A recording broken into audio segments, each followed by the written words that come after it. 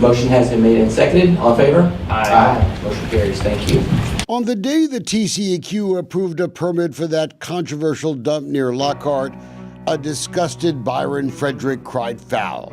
Total disappointment in the TCEQ. Obviously, they could care less. Now Frederick is one of the plaintiffs in a legal battle with the TCEQ unfolding in a Travis County courtroom. We've said all along the TCEQ is just kind of a rubber stamp organization. The judge hearing the lawsuit is Dustin Howell of the 200th District Court. We'll be watching to see if the judge will allow real scrutiny of the state agency that's supposed to be protecting the quality of the environment, but instead appears to turn a blind bureaucratic eye to a garbage company busted before for breaking the rules. Now a 228-page court filing should raise alarm bells about the TCEQ.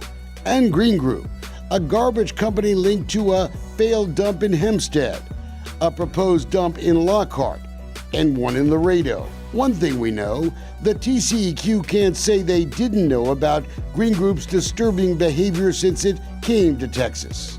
These types of unprofessional conduct and mistakes, they have a real impact on the residents who reside near these proposed landfills. The company's engineering firm, Biggs & Matthews, they got in trouble for destroying test results proving this stretch of Highway 6 was no place for a dump.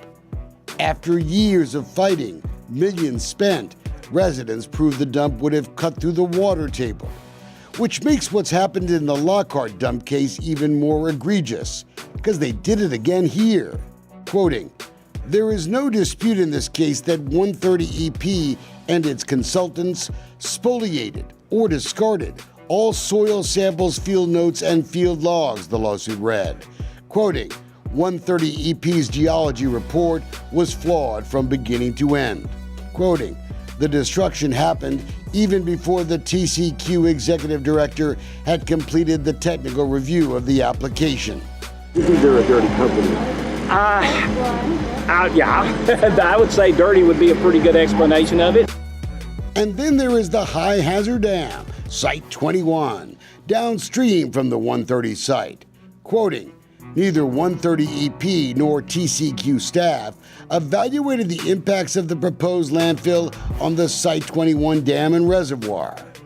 If TCEQ had looked, they would have seen what we did, evidence the Plum Creek Conservation District failed to see damage on the dam's protection system after a big flood. A secret government report even identifies the number of people who could die if the dam breached. 318. How many lives does it take for the TCEQ to react? What's equally scary is the campaign in Caldwell County to keep folks in the dark. The local newspaper, it's been silent while the dump lawsuit unfolds. It ignored questions about the dam. Caldwell County commissioners haven't even mentioned the landfill publicly since Hoppy Hayden became county judge. About the only local information you can find on the proposed dump comes from this guy, Randy Laney, the self-proclaimed town crier of the town of Lytton Springs. After we sent our last warning about his garbage buddy's broken promises, Laney got mad. It's an obvious character smear. One of the best community servants Lytton has seen in a long time. The town crier is entitled to pick his friends, but not his facts. Take the Site 21 dam. The Site 21 dam is not a high hazard dam. A quick call to the Plum Creek watershed will confirm this claim. Now, I was told by Plum Creek that they are flat out lying. So let's make this real simple for Mr. Laney. What does this say? High hazard dam. We sent Mr. Laney a message saying we wanted an apology for calling us liars. It's all part of this campaign, trying to lull folks in Caldwell County into thinking they just can't beat the big garbage guys, that folks trying to help them aren't really telling the truth, that they're just doomed to having their kids grow up next to a big tower of trash. Laney even put out a warning on social media about our apology request. Quoting, "Mr. Wayne Dolcefino texted me the other day demanding an apology.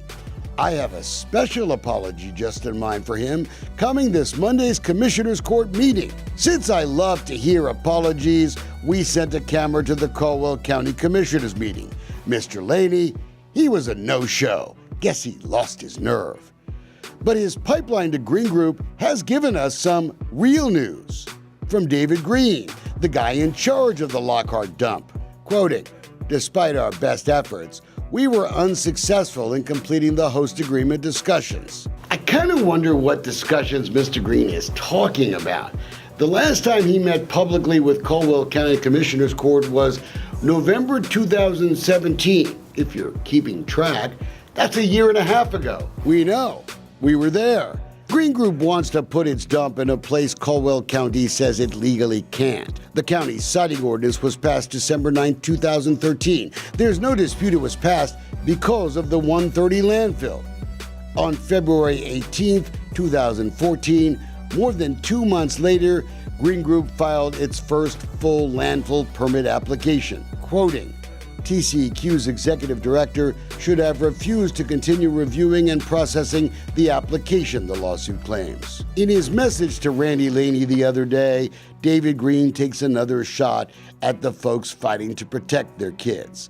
Quoting, "At this point, we're focused on defending the judicial permit appeal filed by TDS and what is left of Epic."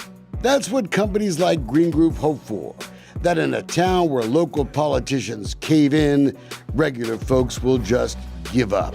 Why are we letting people that violate our environmental laws, destroy the evidence, continue to operate in Texas?